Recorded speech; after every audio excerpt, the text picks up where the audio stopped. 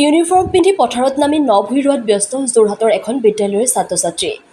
শিক্ষা কেৱল কিতাপৰ মাজতে সীমাবদ্ধ নহয়, জীৱনৰ লগত জড়িত বাস্তৱ অভিজ্ঞতাও শিক্ষাৰ এক গুৰুত্বপূৰ্ণ অংশ। এই লক্ষ্যক সন্মুখত ৰাখি যোৰহাটৰ চিনামৰা জাতীয় বিদ্যালয়ে গ্ৰহণ কৰিছে এক ব্যতিক্ৰমী পদক্ষেপ। প্ৰতিষ্ঠা কালৰে পৰা বিদ্যালয়খনৰ সঞ্চালক দীপজ্যোতি শৰ্মাৰ নেতৃত্বত আৰু শিক্ষক-শিক্ষয়িত্ৰীসকলৰ সহযোগত আয়োজন কৰি অহা হৈছে ন-ভূঁই ৰোৱা কাৰ্যসূচী। এইবাৰো বিদ্যালয়খনৰ ছাত্ৰ-ছাত্ৰীসকলে ইউনিফৰ্ম পিন্ধি হাতত কঠীয়া লৈ কৃষিপথাৰত নামিল ছাত্ৰ-ছাত্ৰী। অসমৰ পৰম্পৰাগত ৰোৱনীৰ গীত গাই আনন্দ উৎসাহৰ মাজতেই ন-ভূঁই ৰোৱাত অংশগ্ৰহণ কৰে শিক্ষাৰ্থীসকলে।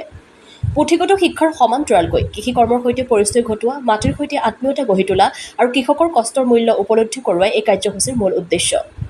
আধুনিক সময়ত মোবাইল আৰু ডিজিটেল জগতৰ মাজত ব্যস্ত হৈ পৰা নতুন প্ৰজন্মক কৃষিভিত্তিক জীৱন ধাৰণৰ সৈতে চিনাকি কৰোৱাৰ এক উল্লেখযোগ্য প্ৰয়াস হিচাপে বিদ্যালয়খনৰ এই উদ্যোগে সকলোৰে দৃষ্টি আকৰ্ষণ কৰিছে।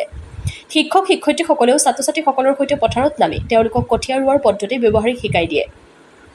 ফলস্বৰূপে শিক্ষাৰ্থীসকলে আনন্দৰ মাজেৰে এক নতুন অভিজ্ঞতা লাভ কৰাৰ লগতে কৃষিৰ প্ৰতি আগ্ৰহো বৃদ্ধি পায়। শিক্ষাৰ সৈতে সংস্কৃতি, পৰম্পৰা আৰু কৃষিৰ সমন্বয় ঘটোৱা চিনামৰা জাতীয় বিদ্যালয়ে ব্যতিক্ৰমী পদক্ষেপে সমাজলৈ এক ইতিবাচক বাৰ্তা কঢ়িয়াই আনিছে। নতুন প্ৰজন্মক মাটিৰ সৈতে সংযোগ স্থাপন কৰোৱাৰ এই প্ৰচেষ্টা নিঃসন্দেহে প্ৰশংসনীয়। যোৰহাটৰ পৰা ধ্ৰুৱশ্ৰী পাছনিৰ ৰিপৰ্ট, AIN লাইভ।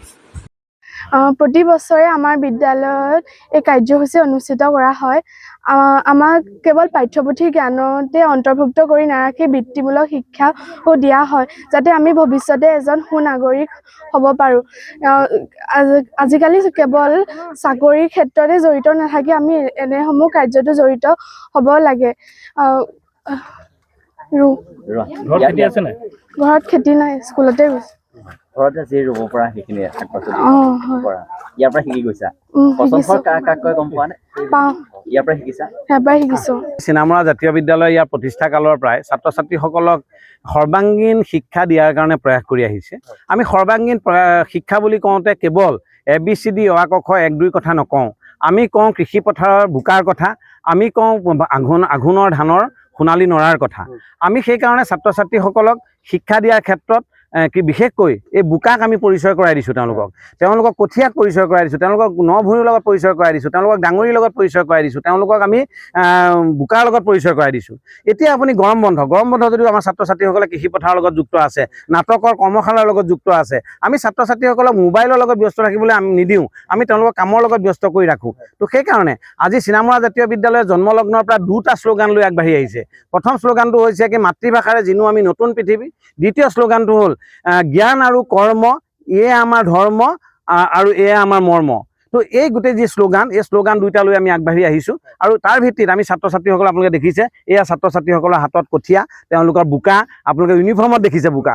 আমি ইউনিফৰ্মটো কেৱল শ্ৰেণীকোঠাৰ কাৰণে বুলি ব্যৱহাৰ নকৰোঁ, আমি ছাত্ৰ-ছাত্ৰীসকলক কৃষিৰ লগত যুক্ত কৰাওঁ, তেওঁলোকে যাতে সেই ইউনিফৰ্মযোৰে তেওঁলোকে যাতে পৰিচয় দিয়ক, তেওঁলোক চিনামৰা জাতীয় বিদ্যালয়ৰ ছাত্ৰ-ছাত্ৰী। তো সেইকাৰণে আজিৰ তাৰিখত মই এটা কথা ক'ব পাৰোঁ যে শিক্ষাৰ জৰিয়তে, সৰ্বাংগীন বিকাশৰ জৰিয়তে ছাত্ৰ-ছাত্ৰীসকলে মানসিক, শাৰীৰিক, বৌদ্ধিক সকলো বিকাশ কৰিব লাগিব।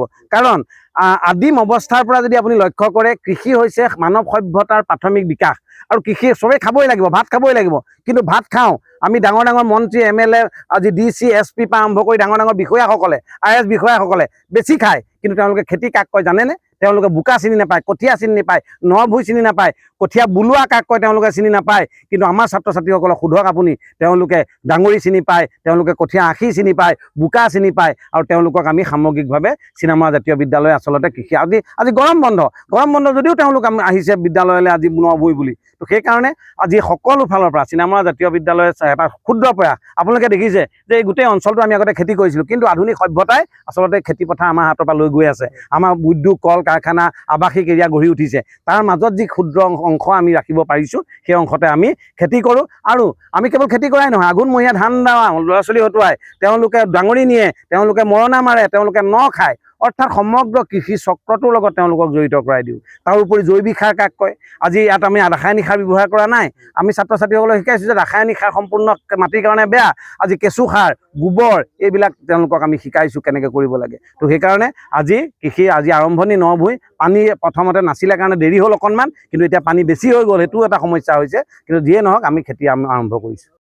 যিকোনো খবৰ বিজ্ঞাপনৰ বাবে যোগাযোগ কৰক 7896121996।